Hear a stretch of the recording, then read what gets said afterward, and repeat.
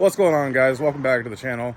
I know I haven't posted a lot because there hasn't really been much to do, honestly. I've been screwing around with other things around the house, and it's been really cold.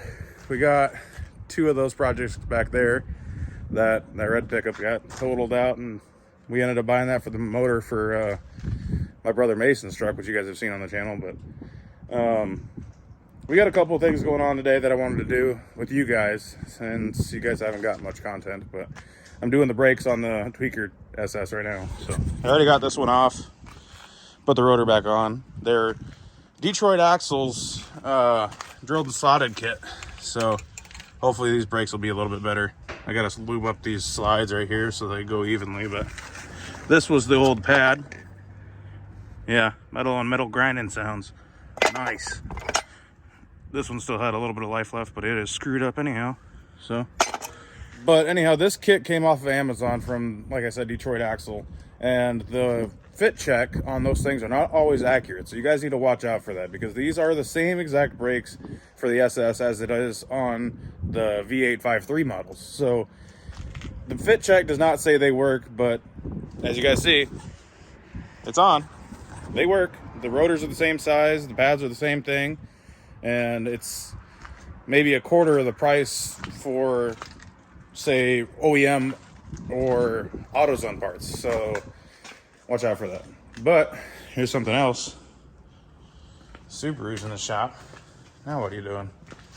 Looking for a coolant leak. Yeah, Subaru things? Yep.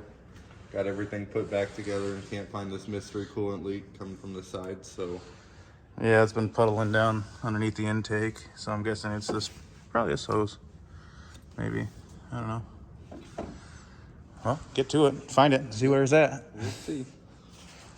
All right, and for you guys that do all this stuff at home by yourself or whatever, if you're just trying to get into this and do everything yourself without having to pay a shop, the calipers in there are going to be pushed out. You got to get those back in there so you can clear the rotor and the new pads. So how I do this is take the old pad, stick it right in there against that caliper, and the piston, I mean.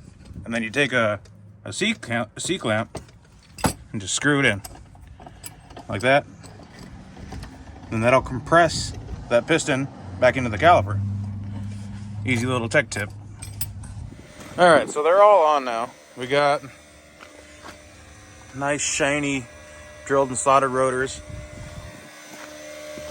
peeking through the wheels. But yeah, I want to show you guys this. It was ridiculous. This wheel is covered in brake dust. Bad. That one was making a lot of noise and stuff like that. It just started squeaking, and then it just got really bad, all in like a matter of a day. I knew they needed replaced, but I was just riding on them for a little bit. So hopefully these things will last me a little bit and won't have to replace it again. But I do have to put a tie rod end on the driver's side, because that thing has a little bit of play, I found out. And here, I'll show you guys the old rotors. This one was on the passenger right. You can see that one was all grooved up. That one barely had any pad contact. That one's got some grooves in it. That one's got some grooves in it. That's exactly how they came off too. So driver's front and rear, passenger front, rear, they were due for replacement. Don't mind, it's pretty dirty. We haven't gotten very far on this. I'm planning on taking this thing all apart now. Didn't really feel like just cleaning it up. I want to get a cam for it, get springs and lifters and push rods, stuff like that, all new seals, and get it freshened up. I don't want to have something that's going to leak all over my driveway whenever I drive the Chevelle, so hopefully that can get done relatively soon. I know I haven't been putting up much content, but I'm trying to work on things and get you guys caught up on what's going on around here. So the Subaru, as you guys saw, that was what was eating up a lot of our time, because this thing was mine, and then I ended up selling it to my brother. He blew it up.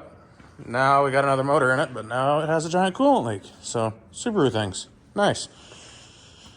So I don't know what we're doing with this thing, but I'm gonna go wash this, try to get it a little more clean. It was dirty, kind of washed it by hand a little bit, but I need a power washer. So Let's see. Alright, let's see how she does. Yeah, brakes aren't squeaky. You can't hear nothing. A lot better. Sweet.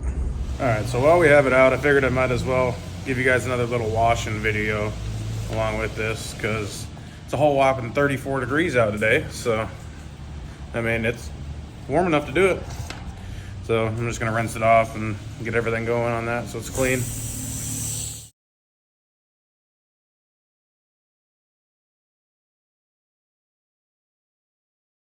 Alright, so I'm back at the house now. We just got back from washing that thing, and the brakes are better. They are a lot better. They stop faster. They're not as noisy. Obviously, they're not as noisy. That one was bad, but I'm happy with them so far.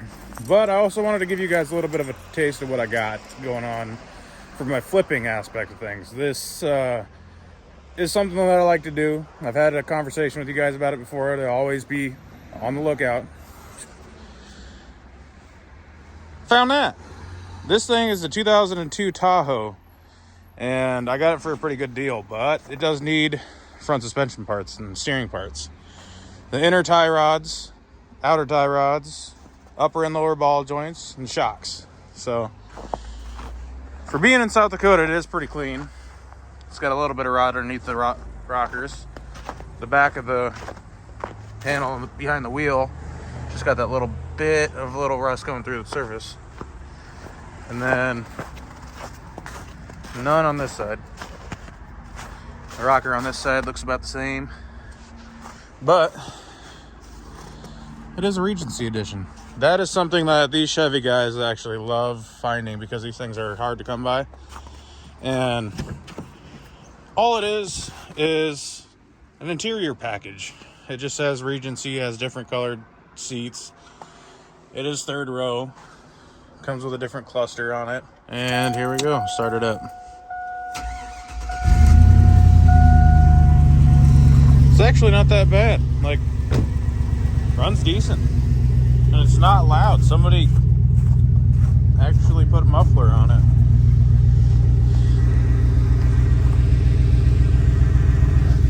You know, if I were to ever see this thing going down the road, I would think that this thing would just be loud and obnoxious and be some like high schooler driving it, but it was actually kind of taken care of, except for the interior. I mean, it needs cleaned up, and obviously there's a couple of things that need to be put back on it, but I like it.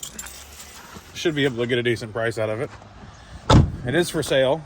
I'm going to be posting it here in a little bit once I get everything fixed, but I think I might have it sold already, but we'll see where that goes. So before I end this off, I do have one last thing to show you guys, and this is something that you guys can use to support the channel, and I can use that to put back into these projects.